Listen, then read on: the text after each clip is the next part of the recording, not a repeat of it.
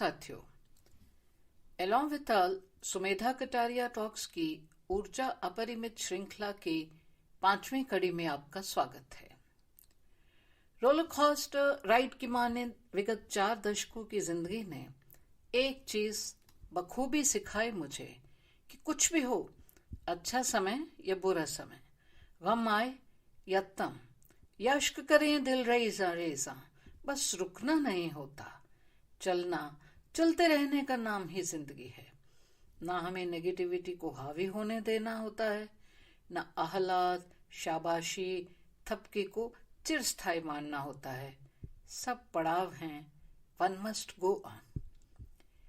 पर जिसे हम रेजिलियंस कहते हैं, या जो भाव दमखम हमें चलने को, चलते रहने को प्रेरित करता है, जो निश्चित रूप से हमारी ताकत है, स्ट्रेंथ है, वो कहाँ होता है, कहाँ से आता है? वो हमारी एनर्जीज ही होती हैं, जिन्हें पारिवारिक संस्कार, परंपराएं, शिक्षा, लेखन, पठन तराशता है। और जब जरूरत पड़े, like a friend in need, वो ऊर्जा हमें संतुलन में रखती है, टूटने या बिखरने नहीं देती, हिम्मत, ढाढ़स बढ़ा के रखती है। पर साथियों, हमारी एनर्जीज की खूबसूरती को बरकरार रखने के लिए कुछ जरूरी बातें हैं, एसेंशियल्स हैं कुछ। कृतज्ञता और क्षमाशीलता, an attitude of gratitude and forgiveness. आज हम बात करेंगे कृतज्ञता की। हम हर अच्छी चीज, खुशी, समृद्धि, मान, इज्जत को दाता की इनायत मानकर सामान्यतः कृतज्ञ होते हैं। पर जब सब सही नहीं लगता, बुरा लगता है, अवांछित, अनचिन्हा लगता है, नॉट वेलकम, उसके लिए तो वही सब भाव उमड़ते हैं, क्रोध, क्षोभ, कुंठा, नाराजगी, रोष। क्या ऐसा नहीं है? उसका हर भाना हर हाल में हमें मीठा लागे तो कैसा होगा? सोच के देखना। आसान नहीं है, क्योंकि हर दुख, तकलीफ कहीं लघु करती है, हमें डिमिनिश्ड महसूस कराती है। जो स्वीकार्य नहीं होता, उसके लिए कृतज्ञ कैसे हुआ जाए? हमारे मन में ये द्वंद्व हमेशा रहता है। पर जब होनी को हम टाल सकते नहीं, काल या नियति की कठोर हवाओं का रुख बदलने की ताकत हम में है नहीं, तो कैसे स्वीकार करें और उस पर कृतज्ञ भी हों? गांधी जी ने कहा था कि तुम्हारे सामने दुख या द्वंद्व हो तो गरीब से गरीब का चेहरा याद करो। सच, हमें हमारी सारी शिकायतें नगण्य लगने लग जाएंगी, लघु, इर्रेलेवेंट, अप्रासंगिक। किसी के बड़े दुख को जान के हम कृतज्ञ होने लगते हैं कि बचाव हो गया मेरा, तो दाता तेरी कृपा है। परिकल्पना बड़ी तकलीफ की शुक्राना सिखा देती है। एहसान मंदगी, शुक्राने का भाव किसी भी व्यक्ति की औरा को गजब की रोशनी प्रदान करता है, अलग सा उजास। कम होते हैं ऐसे शख्स, पर उन जैसा होने को मन करता है जो निरंतर शुक्राने में रहते हैं। जो होता है अच्छा ही होता है का भाव आत्मसात किए हुए, छूटते ही शिकायतों के अंबार का पिटारा नहीं खोलते। अजब गजब सा भीतरी आनंद समेटे ये लोग असालतन आध्यात्मिक ऊर्जा को लिए हुए हैं। हमारा एक सार्थक सैनिक मेजर साहिल 26 जनवरी को आर्मी की टुकड़ी का प्रतिनिधित्व करता है, और कुछ माह बाद ही एक दुर्घटना उसे अशक्त कर जाती है और वो व्हील चेयर पर निर्भर हो जाता है। उसके माँ पापा के दुख की परिकल्पना तो कीजिए, सोच के देखिए कि किस तरह के अवसाद की पराकाष्ठा से गुजरना पड़ा होगा, वही जानते हैं।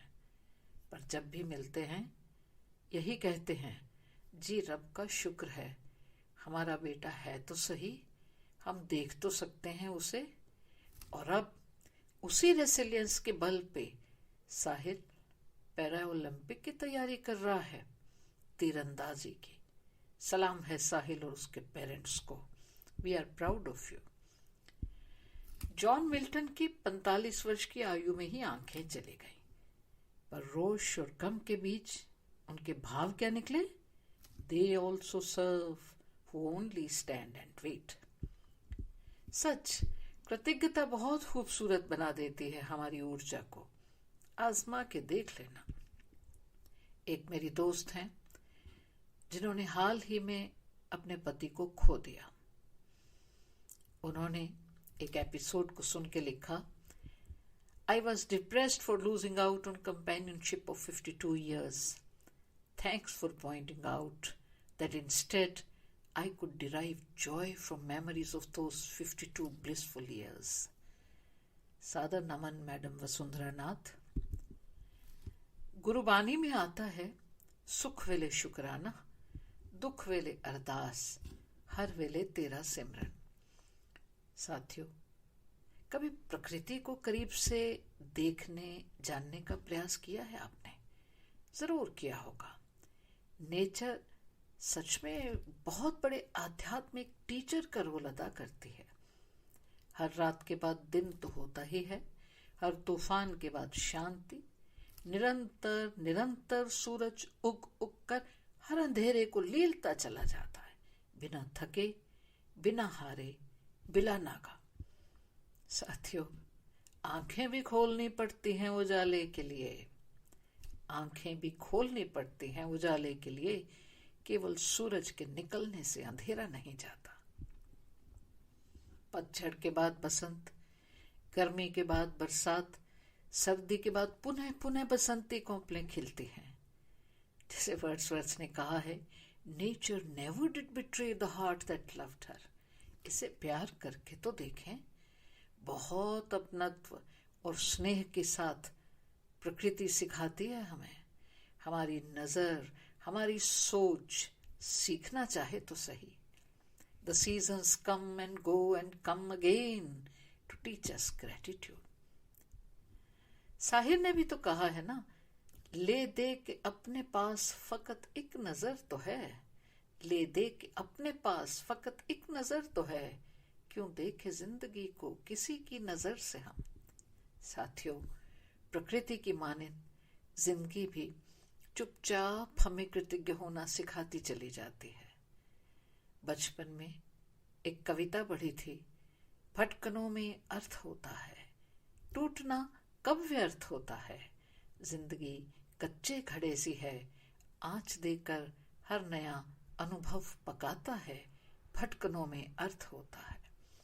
हमारी खुद को हील करने की इच्छा, हमारी रिसेप्टिविटी, हमारी ग्रहण करने की चाह, अपने अनुभवों और प्रकृति के प्रति जागरूकता या अवेयरनेस का भाव हमें कृतज्ञता या ग्रेटिट्यूड में रहने को निरंतर प्रेरित करता है, हमारी ऊर्जा को संतुलित और पॉजिटिव रखता है और हमें जीने में आनंद प्रदान करता है, सुखद बनाता है, हर राह आसान बनाता है।